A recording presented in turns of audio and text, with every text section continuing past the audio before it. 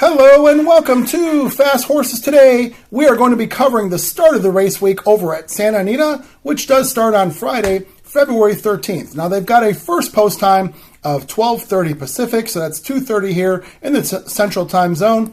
Now Santa Anita's kind of carded a light card on Friday to start things off. There's some short prices and some short fields, so just really studying, trying to find some value here. I'm going to skip over the first couple races. It does look like there are going to be some short price winners in those first few races, so you can probably, figure out who those might be. I'm not going to, jump into those races. What I am going to do is I'm going to play a late pick 5 on Friday, which does start in the fourth race. The late pick 5 has an approximate post time about 2 o'clock Pacific time, so 4 o'clock here Central. That fourth race is a maiden $50,000 claiming race, and these are 4-year-olds and up, and they're going 1.1 miles on the grass. So 2 turns. Rails are out at 30 feet. It seems like the rails are usually out on Fridays at 30 feet.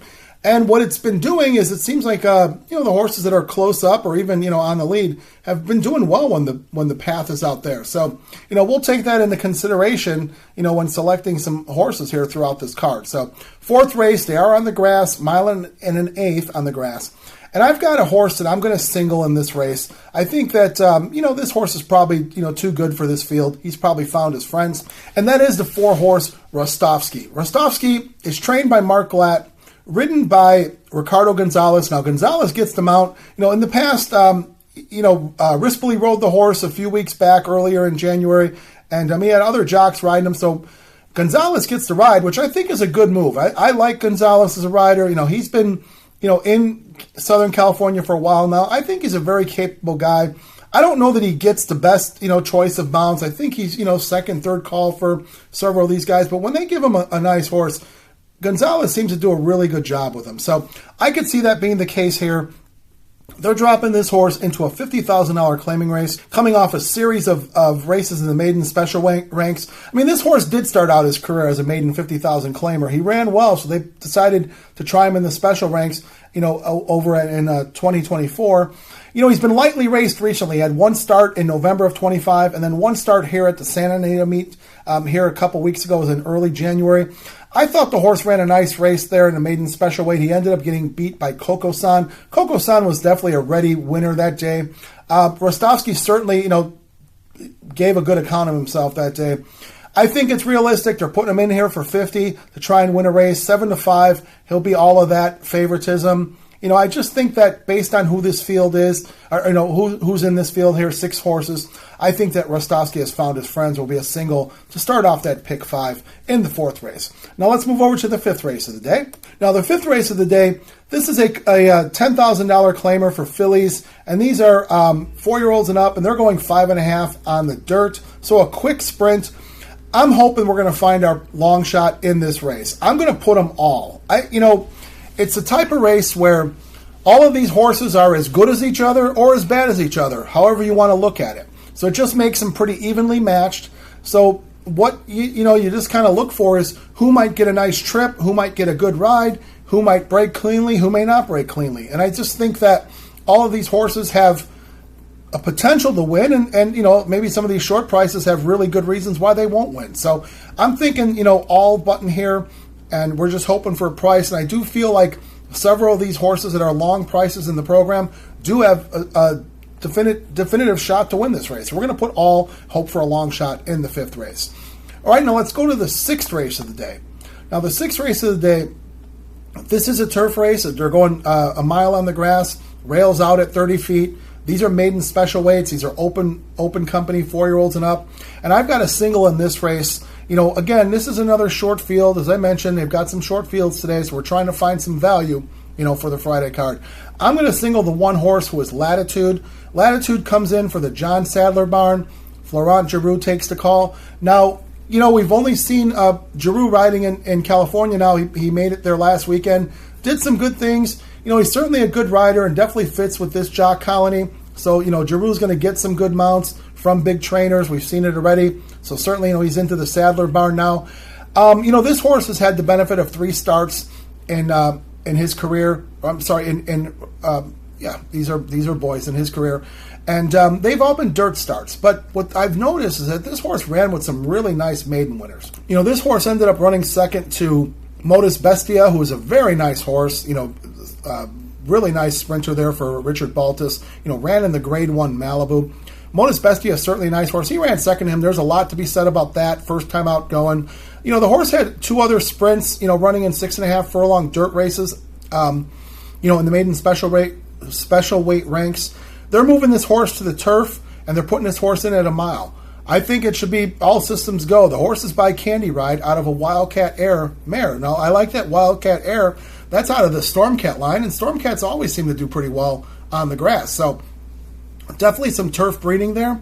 And the mile should be no problem for this horse. As I mentioned, rails are out. This horse has shown speed, has shown forward positioning. I think, it's probably one way to go. Florent Giroux is a good speed rider. He's aggressive with getting his horses out there. And I would just guess, he'll probably go Catch Me As He Can with Latitude. So we'll single the 1-horse Latitude at 3-2. All right, now let's move over to the 7th race of the day. 7th race, this is a first-level allowance race. These are open company horses. There's also an option to claim for $50,000. So there's a few horses in here with that claim option. So that, definitely helps make the race and for them to, be able to write this race. And I think that a couple of those horses that are in for the claiming price do have a chance to win in this race. This is a 6-furlong dirt race. As I mentioned, first-level allowance race. These are fillies, 4-year-olds and up. I've got 4 horses I'm going to put in. I feel one of these horses can get it done. Maybe a price here can get our ticket, boosted up there and payoff potential. We're going to put the 4-horse, who is Scary Fast Ride.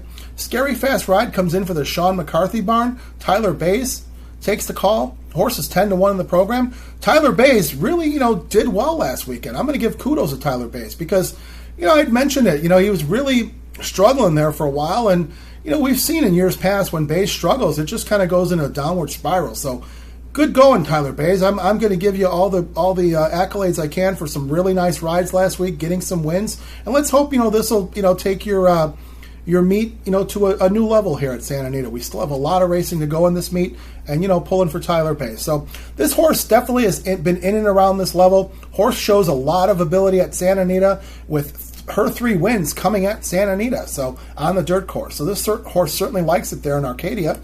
As I mentioned, she's been in and around this level. She's in for the $50,000 claim, so that's what makes her eligible here. And, we've seen in these first level allowance races that horses that have passed through this level and run for the claim, they come back and beat some of the other inexperienced horses. So Scary Fast Ride certainly, merits a shot here at 10-1. We're going to put the 5-horse who was Lovin' on the Run for Isidro Tamayo. Isidro Tamayo claimed this horse off of Doug O'Neill last time in a $25,000 race, and he steps this horse up to $50,000. So, this horse, a lot of confidence there. Maybe Isidro Tamayo, ends up getting a nice claim. Now, I know O'Neill made a mistake running a horse for a claiming price a couple weeks back, and Mullins got a nice claim off him. We'll see if Tamayo got a nice claim off the O'Neill barn. Tamayo puts Edwin Maldonado on the horse, 4-1. Maldonado has ridden this horse to a win and this same type of level at Los Alamitos. This horse certainly likes dirt, has won at this condition. Hasn't run on the Santa Anita dirt. So we're going to see if she likes it there in Arcadia. Lovin' on the Run, we'll see. Stalking Trip probably. We'll see if she's good enough. We'll put her in, that being the 5-horse, Lovin' on the Run. Then I'm going to put the 6-horse, who is Tequila and Therapy. This horse comes in for Doug O'Neill. Ismael Jaramillo takes the call. Going to be a dangerous combination all meet long when Jaramillo and Doug O'Neill get together. Now, this is a Calbred. I liked this horse in the beginning in her career. I thought she ran some really nice races when she started her career out in Del Mar. And I thought she was going to be, a good Calbred. She showed a lot of promise. I mean, she's run some nice races. She's shown some pretty nice class in the California Stakes division, running some nice races. She's in with open company horses here. She's moving to the dirt, off some turf races. So maybe O'Neill's going to try something here, or he's seen something in her training where he feels like maybe dirt will be a better option for her at this point. She's 8-1. I think Tequila and Therapy can run a bit, and I think she might be dangerous here at a price. So we'll put the 6-horse, Tequila and Therapy, in there. And finally going to put the 8-horse, who is Artisma. Artisma for Richard Baltus. Couple changes here with Artisma. Artisma takes the blinkers off. They tried the blinkers last time. They ran her in the Grade 1 La Brea. And, she showed some high speed, but maybe, they figured the blinkers may not be what she needs. But also, she folded in that race, but she did run up against Grade 1 horses. So she's taking a bit of a, pretty good class break here in this first level allowance. So Artisma gets that blinkers off, as well as she gets Kyle Frey on her. So this horse has shown speed before. She's shown speed without blinkers. She's shown speed with blinkers. I'm going to guess Kyle Frey. He's an aggressive jock, going to show speed again from this outside post. She's 5-2 in the program. She's shown some nice races, and she's ran up against some nice horses. She came second to Magnificat. Just got beat by her. Magnificat's a very nice horse. She's definitely run with some nice horses. She ran up against some tough ones in the Grade 1 test at Saratoga last summer. So Artisma, certainly, does merit consideration in this race. I'm going to put her in here. She's going to be 5-2, so we'll put Artisma in here. So we've got the 4, 5, 6, and 8. All right, now let's move to the last race of the day. Last race is the 8th race.